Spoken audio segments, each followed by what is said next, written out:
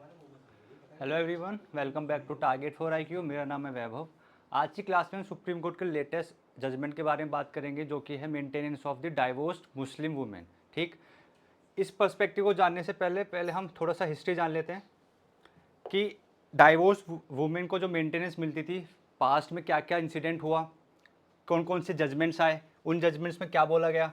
ठीक, तो जैसा कि हम सब जानते हैं, अगर जो मुस्लिम हस्बैंड है वो अपनी वाइफ को अगर डाइवोर्स देना चाहता है, तो डाइवोर्स के बाद जो मुस्लिम है, जो मुस्लिम वुमेन है, उसको अपना इद्दत पीरियड एग्जीक्यूट करना पड़ता है। ठीक, ये इद्दत पीरियड 3 महीने का भी हो सकता है और 4 मंथ्स 10 डेज का भी हो सकता है। डिपेंड करता है कि हस्बैंड ने, मतलब जो डाइवोर्स हुआ है वो मतलब जो मैरिज आपकी डिसॉल्व हुई है, बाय डाइवोर्स हुई है या बाय डेथ हुई है। अगर डेथ हुई है तो डेथ के केस में 3 मंथ्स और डाइवोर्स के केस में 4 मंथ्स 10 डेज। ठीक, ये इद्दत पीरियड वुमेन को एग्जीक्यूट करना पड़ता है और इसका पर्पस होता है ये देखना कि क्या वुमेन प्रेग्नेंट है या नहीं। ठीक, उसके बाद ये तो मैंने एक नॉर्मल सा आपको बताया कि जब हस्बैंड डाइवोर्स दे देता है तो वुमेन को इद्दत पीरियड एग्जीक्यूट करना पड़ता है।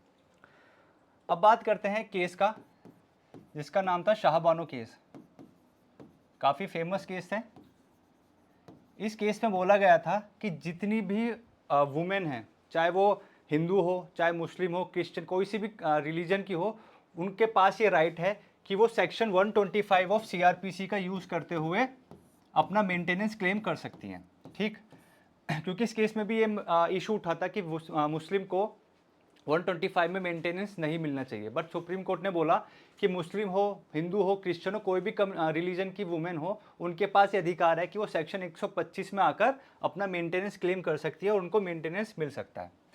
जब ये वाला केस आया तो इस केस के बाद ये वाला केस था 1985 का। नेक्स्ट ईयर एक एक्ट पास हुआ जिसका नाम था Muslim women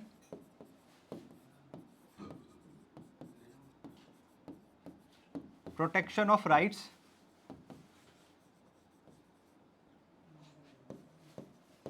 on divorce act 1986। Shah Bano case में जब बोला गया कि मुस्लिम्स के पास राइट है कि वो 125 सीआरपीसी का यूज़ करते हुए अपना मेंटेनेंस क्लेम कर सकती हैं। ठीक, तो इससे क्या हुआ, मुस्लिम्स जो हस्बैंड थे उनको मेंटेनेंस देना पड़ा, क्योंकि सुप्रीम कोर्ट ने अपना जजमेंट बोल दिया। इसके ग्रीवेंस में जो रूलिंग पार्टी थी, कांग्रेस पार्टी जो थी 1986 में, इन्होंने ये एक्ट पास करा जिसका नाम था Muslim women protection of rights on divorce act 1986। इसका ऑब्जेक्टिव ये पास इसलिए किया गया जिससे कि जो मुस्लिम कम्युनिटी के जो मेल मेंबर्स थे वो इस जजमेंट से खुश नहीं थे, उनको खुश करने के लिए एक्ट लाया गया। और इस एक्ट में बोला गया था, पहली बात,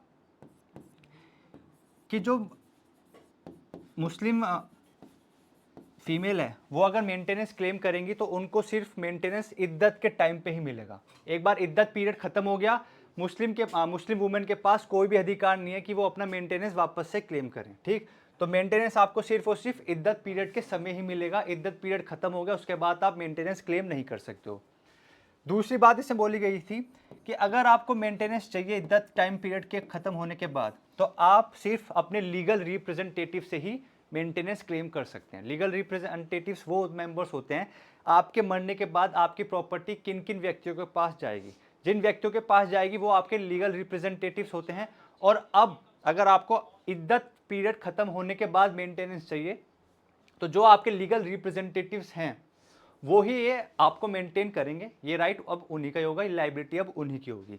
और तीसरी बात इससे बोली गई थी, और अगर इन केस मुस्लिम जो वुमेन है उसके कोई लीगल रिप्रेजेंटेटिव्स नहीं है, तो उस केस में जो आपके स्टेट वक्फ बोर्ड है, अब ये लाइबिलिटी उनकी हो जाएगी कि वो आपको मेंटेन करें। ठीक, पहले तो बोला गया कि खाली इद्दत पीरियड तक ही आपको मेंटेन किया जाएगा, इद्दत पीरियड खत्म हो गया कोई मेंटेनेंस नहीं दिया जाएगा। अगर इद्दत के बाद मेंटेनेंस चाहिए तो जो आपके लीगल रिप्रेजेंटेटिव्स हैं वो आपको मेंटेन करेंगे। और इन केस अगर आपके लीगल रिप्रेजेंटेटिव्स भी नहीं है तो जो स्टेट वक्फ बोर्ड है वो आपको मेंटेन करेगा। ठीक, इस केस में ये बोला गया था। नेक्स्ट केस क्या हुआ, इस केस के बाद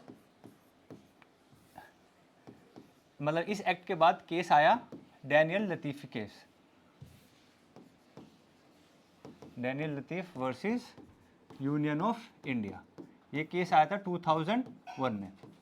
ठीक, ये जो एक्ट पास हुआ था मुस्लिम वुमेन प्रोटेक्शन वाला 1986, उसकी कॉन्स्टिट्यूशनैलिटी पे क्वेश्चन उठाया गया था कि ये जो एक्ट पास किया है ये कॉन्स्टिट्यूशनल नहीं है।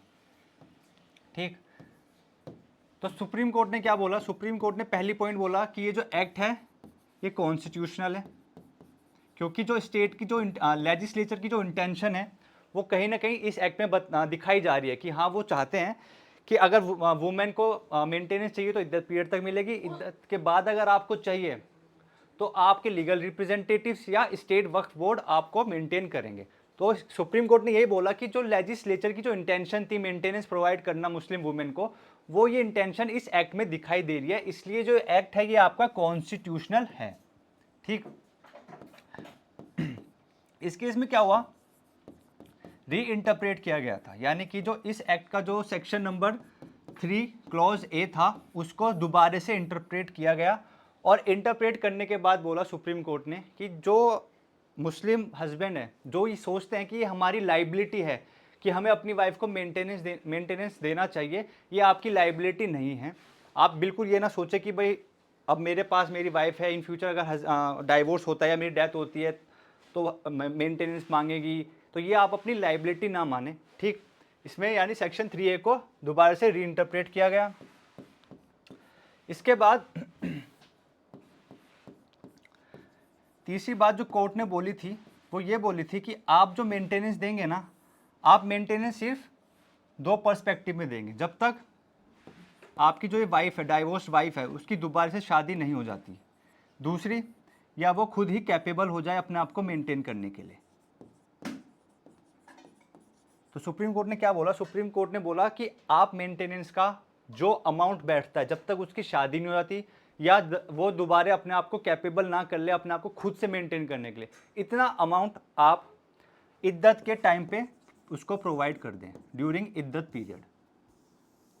ठीक, सुप्रीम कोर्ट ने क्या बोला कि जितने टाइम का इद्दत है उस टाइम में आपको इतना अमाउंट अरेंज करना है, ये हेडेक आपका है कि आपको इतना अमाउंट अरेंज करना है कि वो उसके लिए सफिशिएंट हो जाए जब तक कि वो दोबारा से शादी ना कर ले या उस टाइम तक कि वो अपने आप को दोबारा से कैपेबल ना कर ले।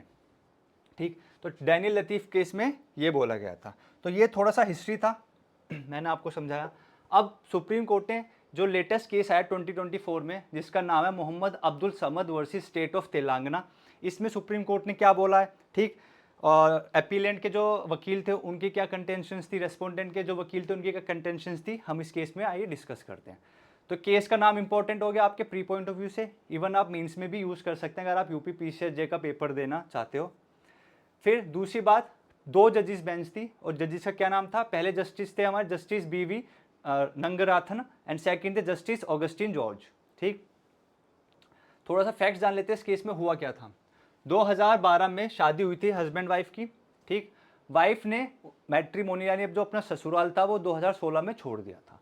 डाइवोर्स के लिए 2017 में अपील पेटिशन फाइल करी गई डिस्ट्रिक्ट कोर्ट में, फैमिली कोर्ट में, और ये करने के बाद जो इद्दत के टाइम पे जो मेंटेनेंस दिया गया था वो सिर्फ 15,000 रुपये दिया गया था। ठीक, तो वाइफ ने 2019 में दोबारा से एप्लीकेशन लगाई कि जो मेरे को मेंटेनेंस दिया गया था 15,000 रुपये वो मेरे लिए सफिशिएंट नहीं है। तो वाइफ ने 2019 में अंडर सेक्शन 125 CRPC एप्लीकेशन लगाई।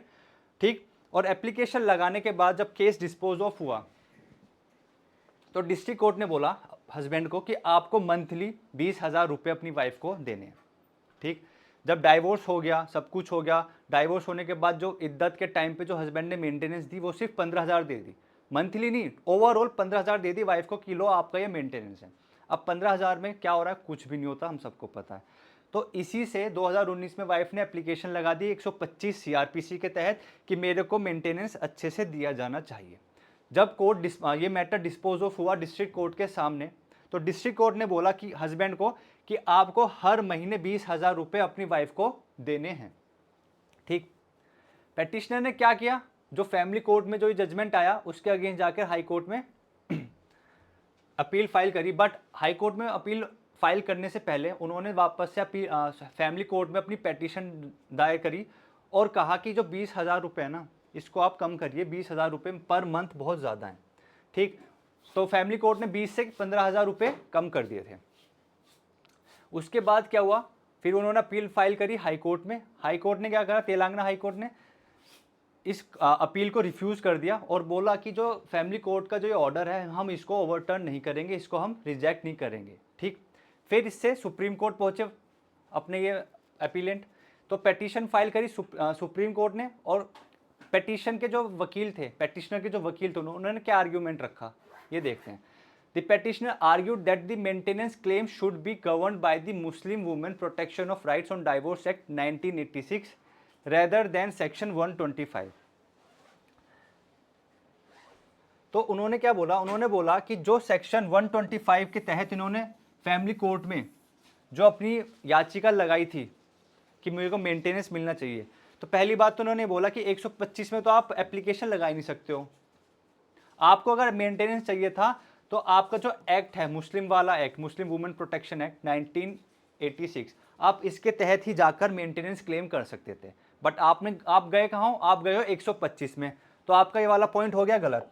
ठीक, यानी पेटिशनर की कंटेंशन यही थी कि 125 में तो आपको मेंटेनेंस मिल ही नहीं सकता है, आपको तो जाना है तो अपने एक्ट में जाओ, क्योंकि जब आपका स्पेसिफिक एक एक्ट बना हुआ है तो आप उसी में जाइए। आप 125 सीआरपीसी का क्यों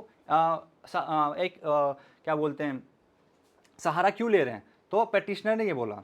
ठीक, petitioner contended that the provision of 1986 act being a special law and would prevail over section 125 CRPC। petitioner यही बोला कि जो हमारा एक्ट है, मुस्लिम वुमेन प्रोटेक्शन एक्ट 1986, ये एक स्पेशल एक्ट है जो खाली मुस्लिम्स पे अप्लाई होता है, और आप अपनी एप्लीकेशन लेके गए हो सीआरपीसी की सेक्शन 125 में, जो कि एक जनरल प्रोविजन है। ठीक, तो जब आपके पास एक स्पेशल एक्ट है और एक दूसरी तरफ आपके पास जनरल एक्ट है, जनरल प्रोविजन है, तो आप स्पेशल एक्ट का ही तो यूज करेंगे। पेटिशनर ने ये कंटेंशन रखी। ठीक, अब रेस्पोंडेंट यानी कि वाइफ की तरफ से जो वकील थे, उन्होंने क्या बोला, उन्होंने बोला personal law doesn't take away a women's entitlement to relief under the general neutral act. उनके वकील ने बोला जो सीआरपीसी का सेक्शन 125 है वो जेंडर न्यूट्रल है। ठीक, जेंडर न्यूट्रल है, रिलीजन न्यूट्रल है, यानी 125 को ये इससे मतलब नहीं है कि आप हस्बैंड मेंटेनेंस लेने आ रहा है या वाइफ लेने आ रही है या बच्चे लेने आ रहे हैं, पेरेंट्स लेने आ रहे हैं, उसे जेंडर से कोई मतलब नहीं है, उसे रिलीजन से कोई मतलब नहीं है। तो 125 में यही बोला गया है, मतलब उनके वकील ने ये बोला था कि जो 125 है वो जेंडर न्यूट्रल एक आपका एक प्रोविजन है, और स्पेशल लॉ को गवर्न, मतलब स्पेशल लॉ से पावर छीन सकता है अगर स्पेशल सर्कमस्टेंसेस आ जाएं तो। अब सुप्रीम कोर्ट की वर्डिक्ट क्या आई, पहले ही जान लेते हैं। सुप्रीम कोर्ट ने क्लियर कट ये बोला कि maintenance is not a matter of charity but fundamental right of married women. तो प्री के पेपर में ये लाइन देख के आपसे पूछा जा सकता है कि किस केस लॉ में ये चीज़ बोली गई है। ठीक, तो ये जो लाइन है इंपॉर्टेंट है, इसलिए मैंने फर्स्ट पॉइंट यही डाला है कि सुप्रीम कोर्ट ने क्लियर कट ये बोल दिया कि जो मेंटेनेंस है ना, वो चैरिटी नहीं है कि हस्बैंड अपनी वाइफ को एज अ चैरिटी मेंटेन कर रहा है। वो जो वाइफ है, मुस्लिम वाइफ जो है, वो उसका एक फंडामेंटल राइट है अपने हस्बैंड से मेंटेनेंस क्लेम करना।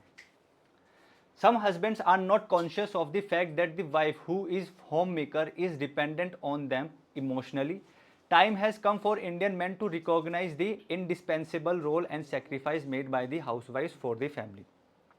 यहाँ पे ना सुप्रीम कोर्ट ने थोड़ा एक इमोशनली एक फैक्ट बोला, एक अपना वर्डिक्ट बोला कि जो हमारी भारतीय नारी हैं, चाहे मुस्लिम्स हो, चाहे हिंदू हो, कोई सी भी कम्युनिटी हो, ठीक, वो अपने हस्बैंड फैमिली से इमोशनली अटैच्ड रहती हैं।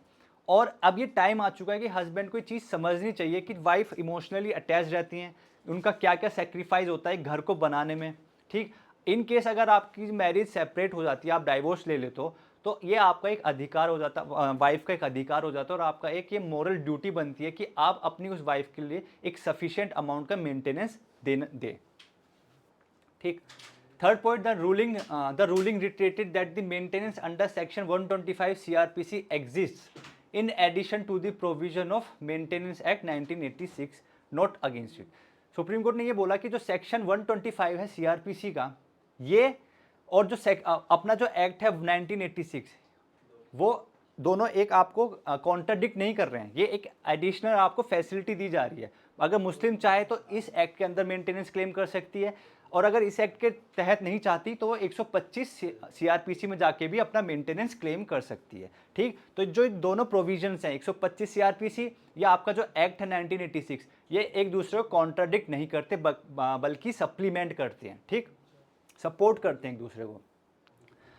Parliament didn't impose any bar on divorced Muslim women from claiming maintenance under Section 125 CRPC when enacting the Act 1986। तो सुप्रीम कोर्ट ने ये बोला कि जब पार्लियामेंट ने 1986 का एक्ट लेकर आए थे तो उन्होंने इस एक्ट में कहीं पे भी ये प्रोविजन नहीं दे रखा कि अब अगर वुमेन चाहती है अपने आप को मेंटेनेंस लेना तो 125 में नहीं जा सकती।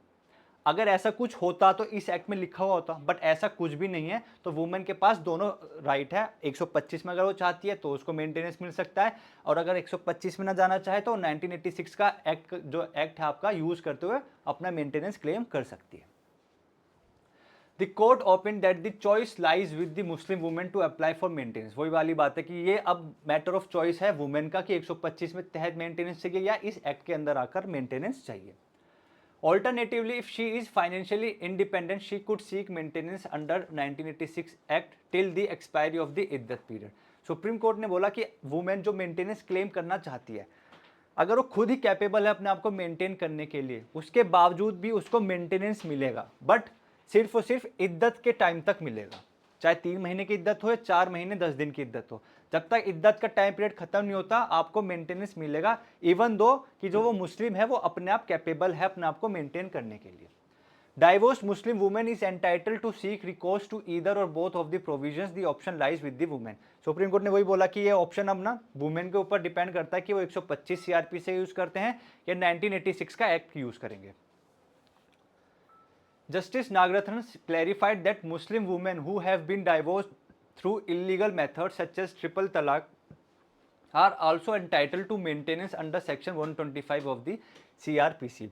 जो हमारे जस्टिस नागरथन हैं, इन्होंने भी बोला है कि अगर ट्रिपल तलाक से भी मुस्लिम वुमेन को डाइवोर्स दिया जा रहा है, जो कि एक इलीगल मेथड है डाइवोर्स देने का, तो उस वुमेन के पास भी राइट है कि वो 125 सीआरपीसी का सेक्शन यूज करते हुए अपने आप को मेंटेनेंस क्लेम कर सकती है। ठीक, तो ये आपका जजमेंट आया था, इंपॉर्टेंट है आपके प्री पॉइंट ऑफ व्यू से, और मेंस में भी आप इस जजमेंट को कोट कर सकते हैं। ठीक, जजमेंट का नाम है Mohammed Abdul Samad versus state of Telangana. मिलते हैं नेक्स्ट वीडियो में किसी और लेटेस्ट जजमेंट के साथ। Thank you.